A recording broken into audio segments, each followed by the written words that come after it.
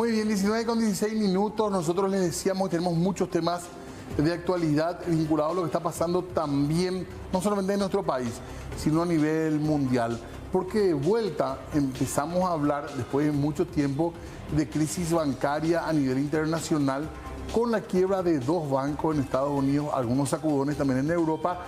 Y esto, bueno, preocupa por supuesto a la Reserva Federal, preocupa a Estados Unidos, pero también al resto del mundo. Así que queremos ver y saber un poquitito si esto podría tener algún tipo de impacto en lo que puede pasar a nivel global y por supuesto en nuestro país, con una economía que efectivamente está globalizada. Exactamente, por eso ya queremos establecer contacto con el señor César Barreto, economista, exministro de Hacienda y actual director de un banco. ¿Qué tal, don César? ¿Cómo le va? Buenas noches.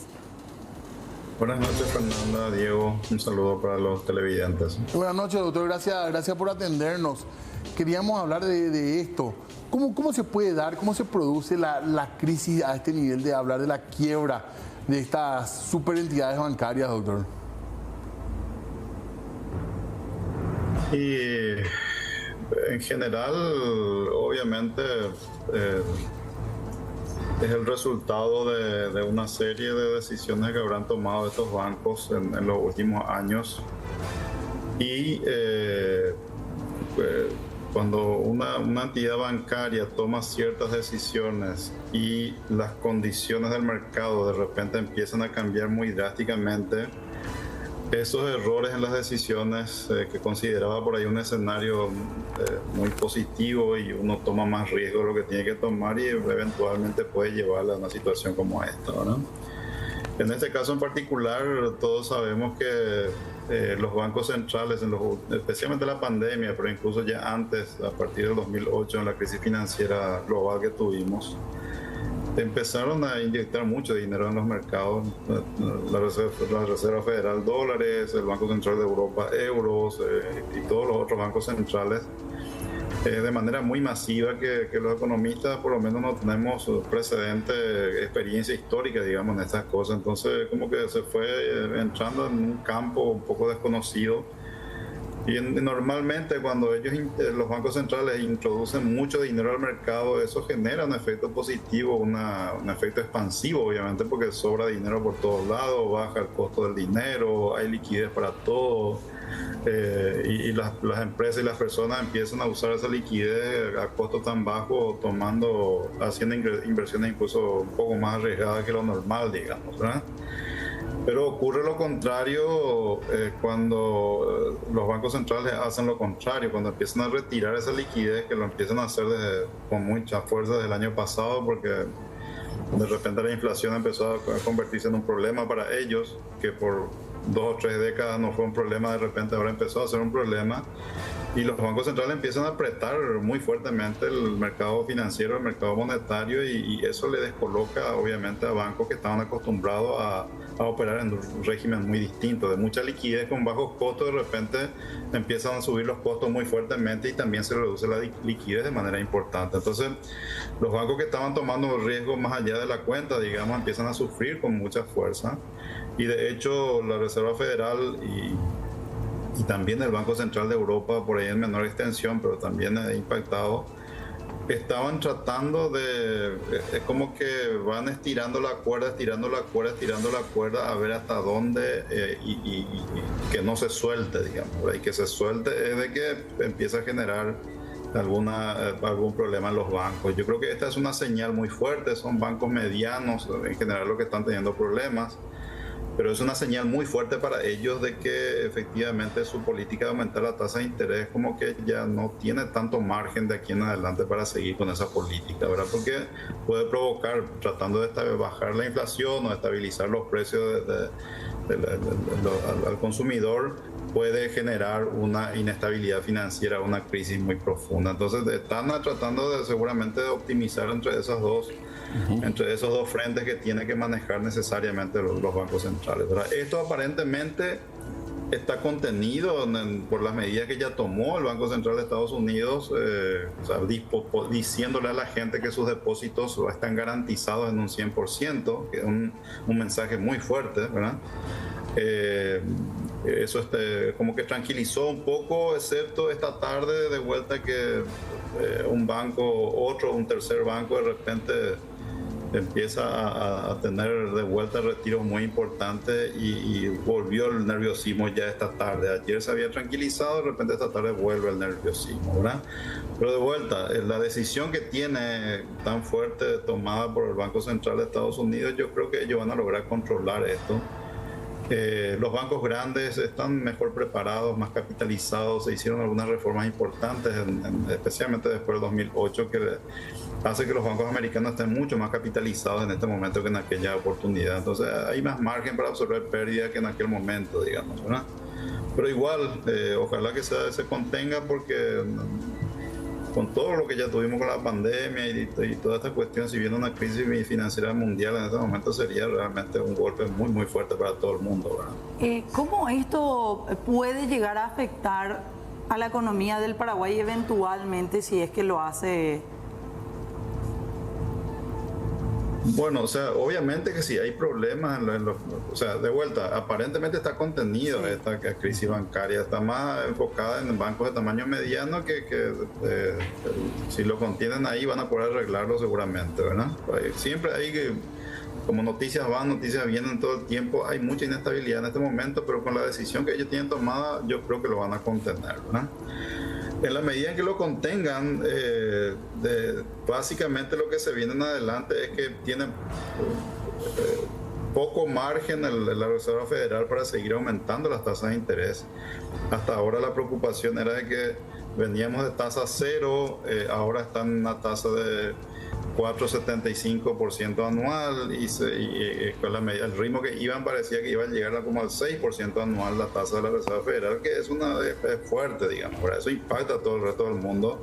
A nosotros nos venía impactando porque el costo del endeudamiento del Estado paraguayo y del sector privado paraguayo aumentó sustancialmente también de manera concomitante con lo que estaban haciendo ellos. Entonces veníamos en un proceso de ajuste muy duro, ¿verdad? Esto puede ser que aminore el aumento de tasas y por ahí se quede en estos niveles de 4,75 o un poquito más, pero obviamente con mucho más prudencia y más cuidado de lo que venían en las últimas reuniones del Consejo del Banco de la Reserva Federal de Estados Unidos, ¿no? Eso sería un escenario relativamente positivo por el lado financiero, o sea, los costos de intereses para el país por ahí no van a subir tanto como estábamos esperando hasta la semana pasada, ¿no? Si hay una crisis, si esto desemboca en una crisis, que yo no creo que ocurra, pero supongamos que desemboca en una crisis, y es una situación como la que vivimos en el 2008-2009. O sea, ahí tuvimos una crisis financiera global y los efectos son catastróficos. Y justo quería preguntar eso, doctor, ¿cómo impactó aquella de la del 2008, la gran recesión esa? ¿Cómo impactó en nuestro país?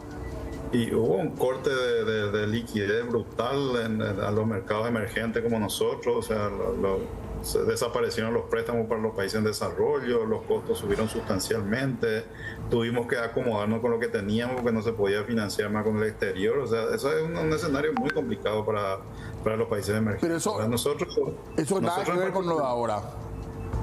No tiene nada que ver. Yo creo que esto va a estar contenido en lo que ya está, que es algo pequeño para ellos, digamos, ¿verdad?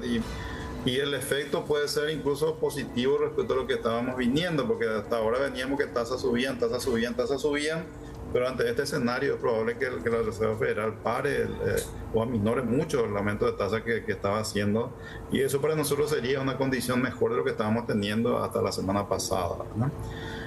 Y en la medida que sea así, el siguiente paso es hasta dónde la economía americana va a una recesión profunda o no por estas cosas que están ocurriendo en los próximos meses.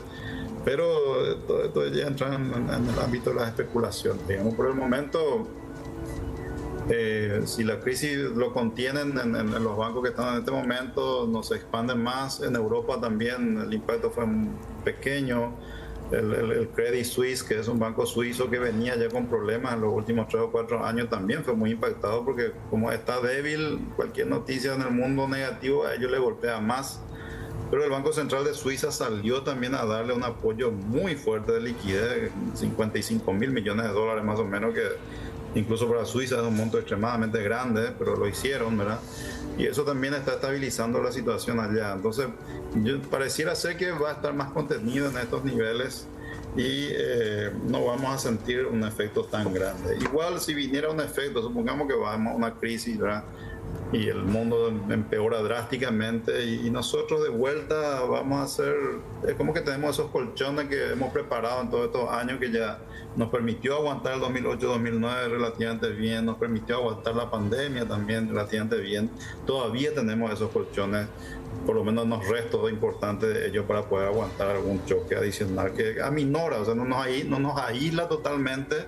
No estamos inmunes, digamos, pero es como que aminora el impacto porque tenemos capacidad de reacción, porque tenemos flexibilidades tanto en el ámbito fiscal como monetario para poder enfrentarlo. O sea, esa administración prudente de la macroeconomía que nosotros hemos hecho es que nos permite tener márgenes de maniobra para enfrentar choques tan adversos como lo que podría venir en una situación que se complique en los próximos meses, ¿verdad? Pero de vuelta, no es eso lo que estamos viendo. Yo creo que esto va a estar contenido aquí, bueno, pero hay que ser prudente, hay que esperar y ver cómo avanza las próximas semanas, ¿verdad?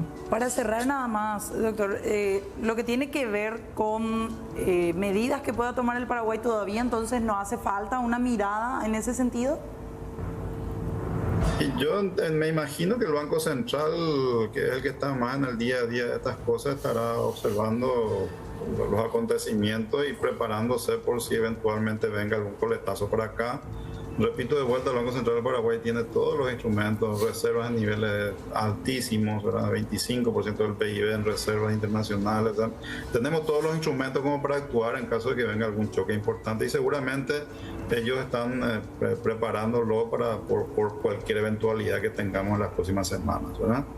Y también por el lado del Ministerio de Hacienda, la situación fiscal, si bien se ha complicado un poco en estos años, pero no tenemos nada de que preocuparnos tan fuertemente allí, ¿verdad?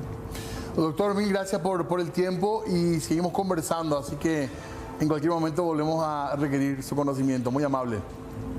Con mucho gusto, Diego. Muchas gracias a ustedes. Hasta luego. Muy amable. Hasta luego. El doctor César Barreto hablando con nosotros, mirando un poquitito lo que pasó en Estados Unidos, en Suiza también, y cómo podría impactar poco, decía por de pronto al menos el doctor Barreto. Exactamente, 19 horas con 29 minutos. Enseguidita vamos a estar conociendo de primera mano todo lo que tiene que ver con los postulantes, o algunos de ellos por lo menos, a la Corte Suprema de Justicia. Tema del momento. Los mejores puntuados. Falta un cargo, recordemos, hay una silla vacía en la Corte y estamos pendientes de eso. También candidatos al Congreso Nacional que nos van a visitar esta noche, así que en instantes todo eso y mucho más.